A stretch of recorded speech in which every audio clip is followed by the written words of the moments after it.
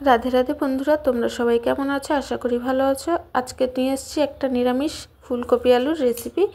তোমরা সাথে থাকো, দেখতে থাকো। ফুলকপিগুলো আমি কেটে নিয়েছি।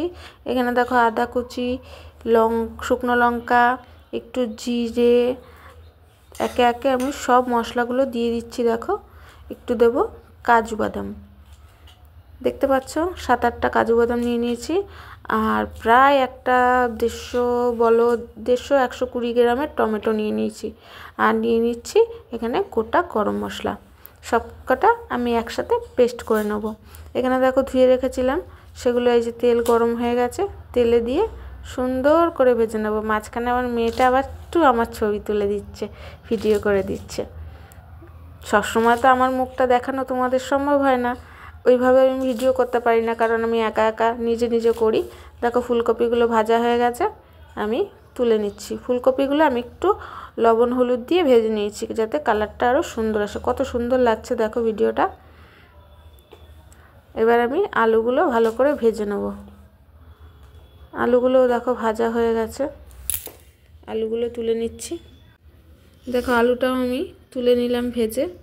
এইবার আমি এই তেলের মধ্যে দিয়ে দেব তেজপাতা আর গোটা জিরে। দেখো কত সুন্দর লাগছে কালারটা, রোদ্রে আরও দারুণ লাগছে কালারটা। দেখো তেজপাতা আর জিরে আমি দিয়ে দেবো ফোড়নে। এইবার দিয়ে দেবো ওই যে মশলাটা আমি বানিয়ে রেখেছিলাম। দেখো কত সুন্দর পেস্ট হয়েছে। মশলাটা আমি তেলের মধ্যে দিয়ে দেবো। দেখো প্রথমেই তেল ছেড়ে দিয়েছে, তারপরেও আমি মশলার বাটিটা ধুয়ে একটু জল দিয়ে আবারও কষিয়ে নেব। মশলা যত কষাবে তত কিন্তু রান্নার স্বাদ বাড়ে। আমি আগেও বলেছি, এখনও বলছি, আমি সবসময় তোমাদের এই কথাটা বলে থাকি যে সবসময় চেষ্টা করবে যে বেশি করে কষানোর। দেখো লবণ হলুদ দিয়ে দিলাম আমি।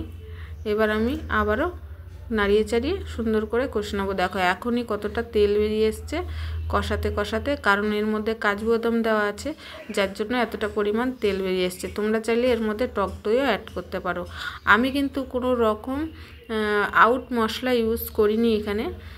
এবার দেখো ফুলকপি আলুটা দিয়ে দেবো। এবার সুন্দর করে কষিয়ে দেবো। এতটাও নাড়াচাড়া করবে না যাতে ফুলকপিগুলো ভেঙে যায়।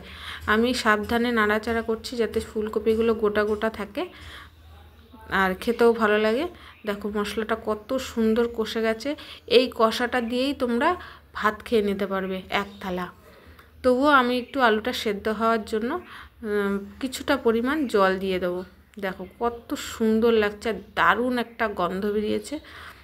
মানে সারা পাড়া ময়ময় করছে গন্ধে, এত সুন্দর গন্ধ বেরিয়েছে। নিরামিষ তরকারি যে এত সুন্দর খেতে হয়, মানে তোমরা না করে খেলে কেউ বুঝতেই পারবে না। পরিমাণ মতো আমি দেখো জল দিয়ে দিলাম।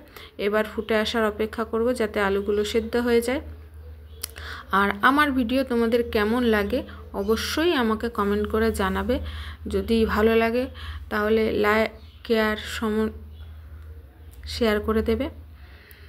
দেখো কত সুন্দর লাগছে। আমি তো এডিটিং করতে বসে আমার জিভে পুরো জল চলে আসছে, মানে আবারও খেতে ইচ্ছে করছে, এত টেস্ট হয়েছিল। তোমরাও এইরকমভাবে নিরামিষ করে খাও, নিরামিষের দিনে দেখবে তোমাদের খুব ভালো লাগবে রেসিপিটা।